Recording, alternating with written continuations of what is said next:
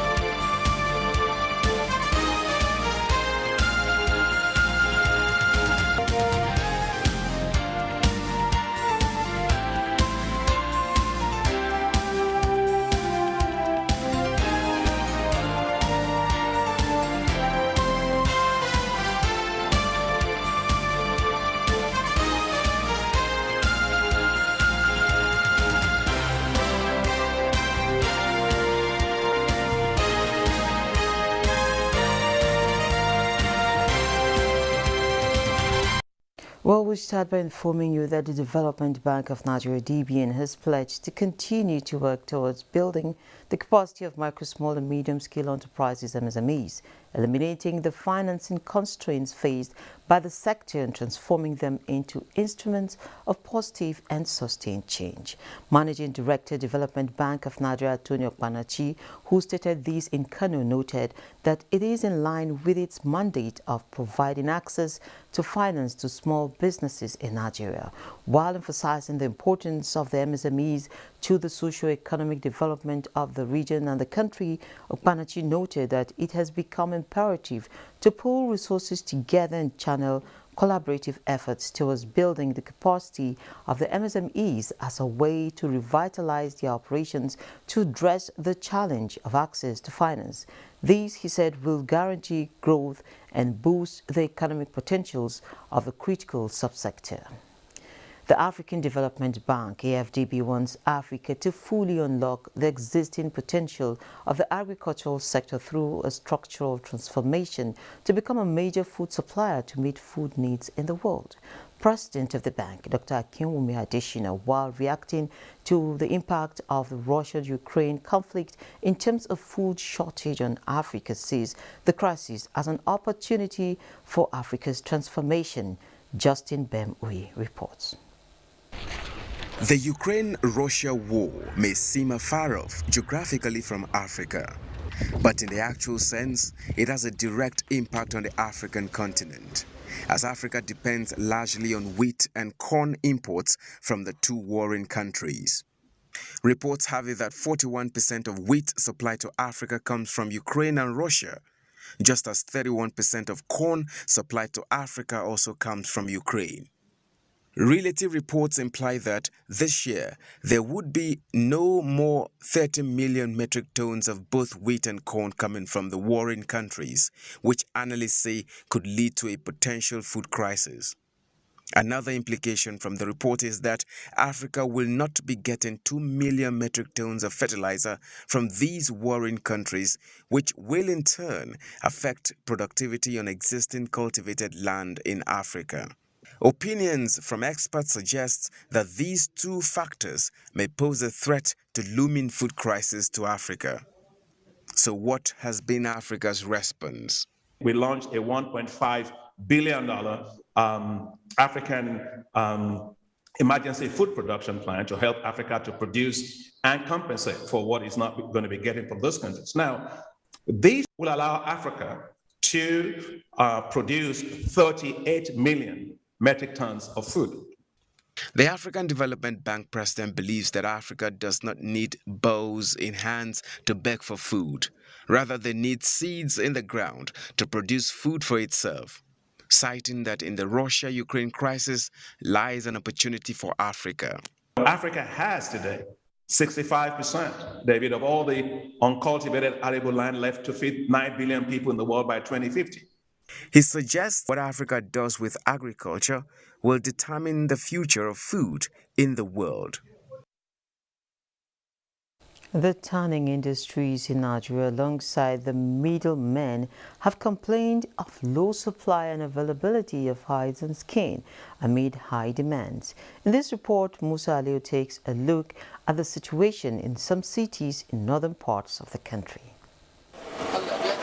The business of buying and selling of hides and skin during Salah celebration was in its lowest ebb this year. This is attributed to the cost of the sacrificial animals, which goes beyond the budget of most families. This is one of the skins collection centers in Minna, the Niger State capital. The operators are one of the major suppliers to one of the biggest tanning industries in Kano State. They told me last year they supplied more than 10,000 pieces from one location, but this year they are not expecting 3,000. And the rams also are a little bit cost than before. And also the skin also, the price of skin is higher than last year. But upon all that, there is no much skin all over the country. The story is the same here in Boso local government area of the state. The middlemen did not only complain about low supply, but also worried over the cost of the skins. We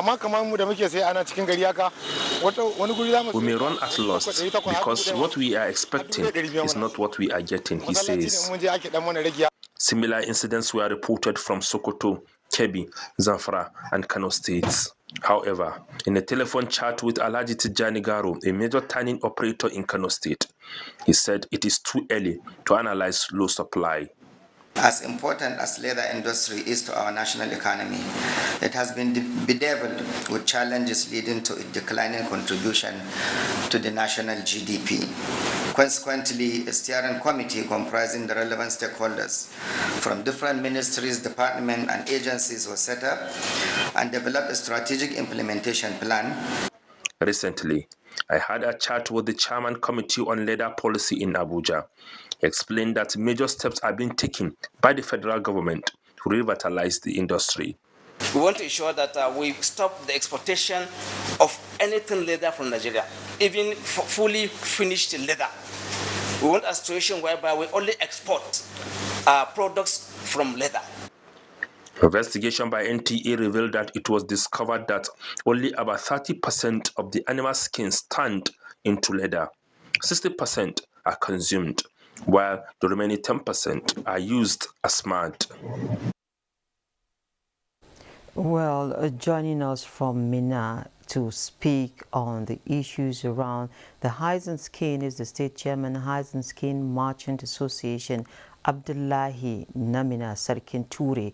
You're welcome to Business Express. You are welcome. Okay, great. How is Minna this morning? Minna is fine, ma. Okay, great. I would start by saying Barka da Sallah, and it is just about 3 days after the sacrifice, the Feast of Sacrifice. How is the business of buying and selling of hides and skin? I want to go back particularly to that report by Musa, where he mentioned that last year about 10,000 at a point, 10,000 were what they were buying, and this year it has dropped by 70% to as low as 3,000. How is that business this year? Yes, first of all, I wish you the same Barka da Sallah too. And actually, it's due to the insecurity, that is number one. Number two is and the high cost of the rams. That is number two.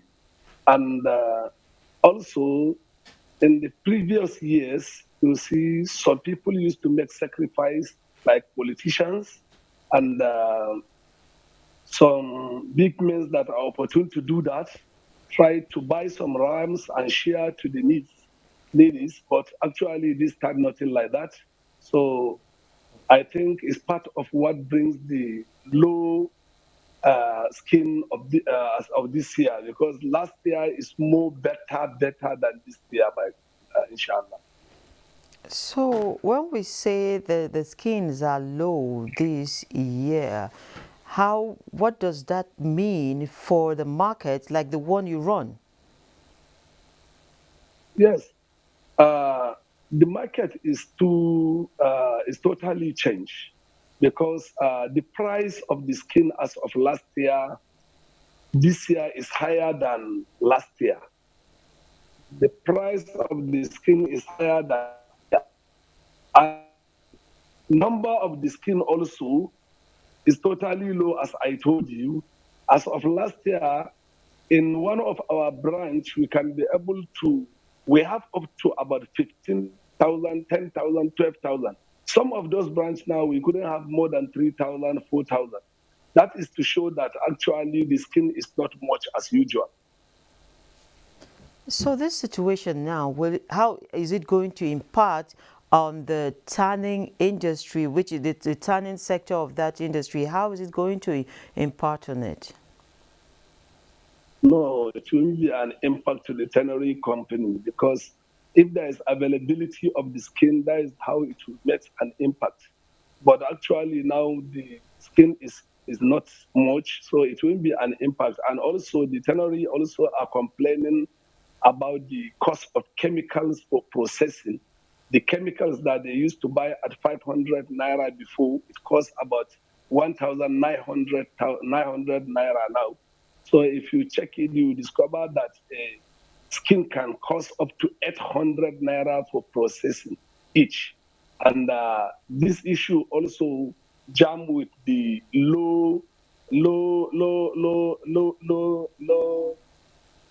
low, low, increase of makes it to become no much skin in the country. So that is also accumulate to make things difficult in the tannery too.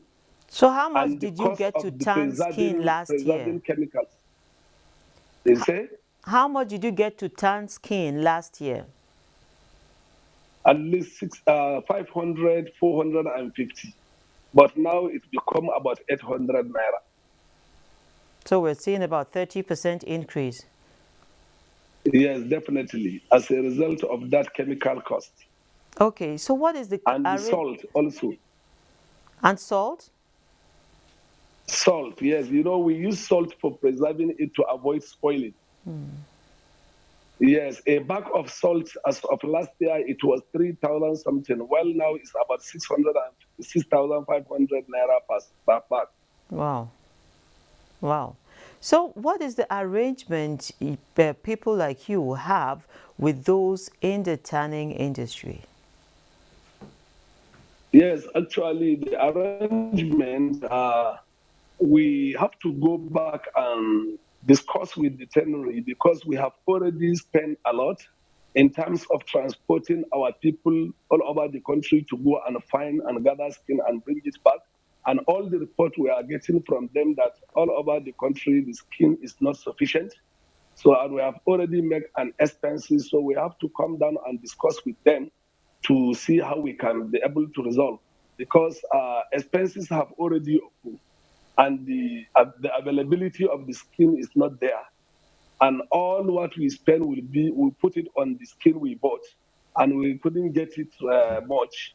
So definitely we have to come down and discuss with the company to know what is the way out. Okay, the federal government has actually banned export of raw skin. What has been the impact on you people there? Yes, there's an impact, because it creates more job opportunity to our people. Because if we are to export raw, definitely all this processing process will not be happening in Nigeria. But now, with this, all skin must be processing into finishing before we export it to any country in the world. And that is why the tannery company are complaining about the cost of the chemicals. And we, as a dealers, we are complaining for the high selection of skin from the company. Because when you carry like 10,000, as I told you, on the process of selecting in the tannery company, they might decide to select about 7,500 and drop about 2,500 to me, which I will sell it in a local tannery, which the cost will not up to what I bought it. So definitely that will also cause a lot of loss to me. So and the reason why that they always go for high selection, they consider the amount of that chemical, because even after they finish it, or any insect, it will cause them a lot of shot, because they will discover that most of the skin will be rejected. And if it is rejected, they cannot sell it as good as, they can sell it as the price will not be like good ones. They must sell it in a local, our local manufacturer here in Nigeria that they are using it for shoe and whatsoever. Okay, so what is the market out there like for you? The market at local tannery or the tannery as we are discussing? No, your Which one you market are asking? outside Nigeria, once you've added the value, once you've done the tanning, what is the market like? Yes. No, the market is good because our skin in Nigeria is the good ones. I think all over the world is the Nigerian skin the best, because it is only our ram skin can take all process of sedimentation, all chemicals that for processing. It has that quality to take.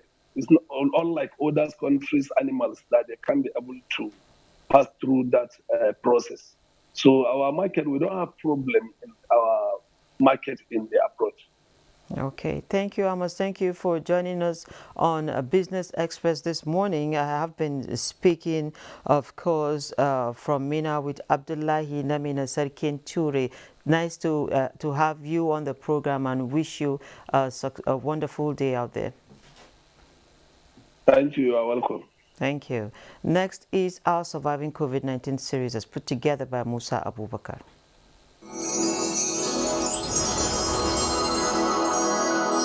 Surviving COVID-19 series is brought to you in partnership with the Central Bank of Nigeria. Actually, the business is so down now. There's no business. As you can see, nobody is patronizing us. I don't know. We don't know what is actually happening. But we believe God, in time to come, things will move. Market now, they're almost the same.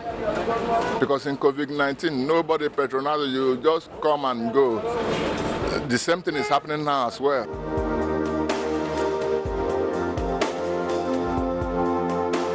It was so hard for us then, during the COVID-19, right?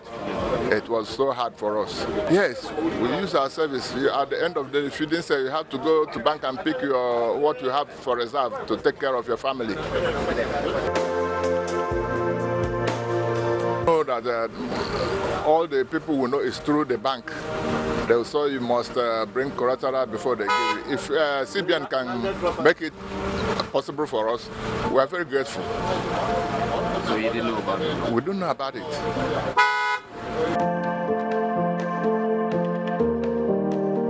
Yes, if I get the loan, I will take.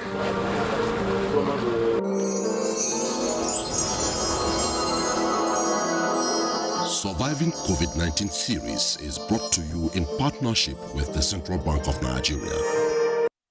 Of course, knowledge is key. Members of the Manufacturers Association of Nigeria, MAN, have decried the over 200% increase in the price of diesel, while calling on the federal government to urgently allow them and the independent petroleum products marketing companies to import the product from the Republic of Niger and Chad. They are appealing on the government to immediately open up posts in the axis in order to cushion the effect of the supply gap driven by the highest cost of diesel. The manufacturers, who are heavy users of electricity, have also pleaded on the government to remove VAT on diesel as an instant stimulus for an immediate reduction in price and expedite action in reactivating or privatizing the petroleum products refineries in the country. Director General of MAN, Segun Ajayi Kadiri, in a statement expressed concern over the implications of the sharp increase in the price of the commodity on the manufacturing sector, including the exertion of untold hardship on the sector, leading to the closure of many industries, reduction in capacity utilization, the decline in GDP, large-scale unemployment across 76 subsectors, and increase in crime rate, among others. And still with that energy sector, oil prices fell on Tuesday as fresh COVID-19 curbs in China, the world's biggest crude importer, and fears of a global economic slowdown weigh on the fuel demand outlook.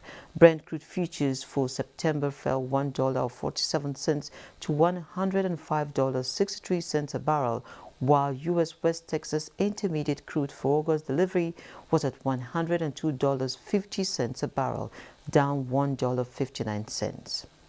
Let's now take a trip to the commodities market.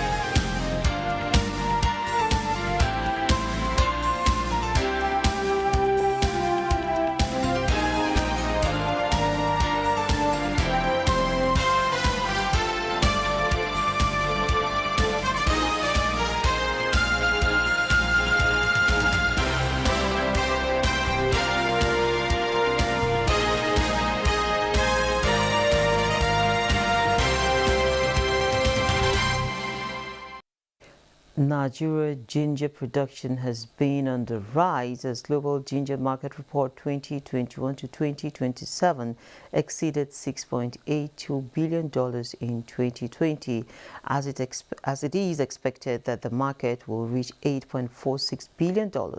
The key driver of the global ginger market growth, according to Global Ginger Market Report 2021 to 2027, is increasing skin problems. Ginger's powders are used in the cosmetic industry as adding fragrance in soaps and personal care products. Also, the ginger is used as a condiment or flavoring agent in salad dressings, tomato ketchups and sauces, pickles, or curry dishes.